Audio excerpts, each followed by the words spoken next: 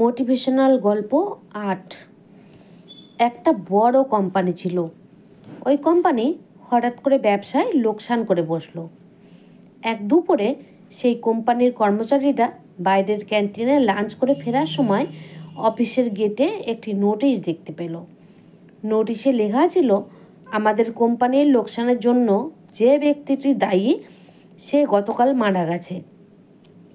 ওই ঘরে একটি কফিনে তার মৃতদেহ রাখা হয়েছে। যে কেউ তা দেখতে চাইলে দেখতে পারেন।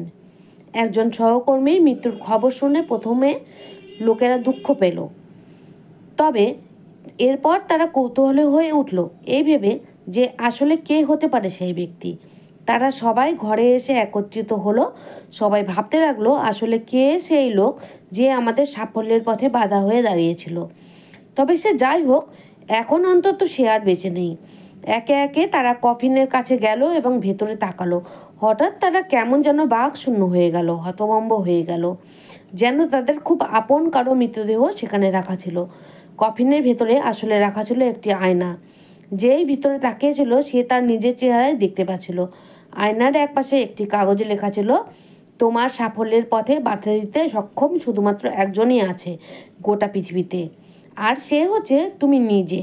তুমিই সে ব্যক্তি যে তোমার জীবন পরিবর্তনে আনতে পারো, তোমাকে সুখী করতে পারো, তোমাকে সাহায্য করতে পারো, সুখী করতে পারো। তোমার জীবন তখন বদলে যায় না যখন তোমার অফিসের বস বদলায়, যখন তোমার অভিভাবক বদলায়, তোমার বন্ধুরা বদলায়। তোমার জীবন তখনই বদলায় যখন তুমি নিজে বদলাও। তোমার সক্ষমতা সম্পর্কে তোমার নিজের বিশ্বাসের সীমাটা যখন তুমি অতিক্রম করতে পারো, শুধুমাত্র তখনই তোমার জীবন বদলায়, পূরণ হয় জীবনের লক্ষ্যগুলো। নিজের আলোয় আলোকিত করো চারপাশ।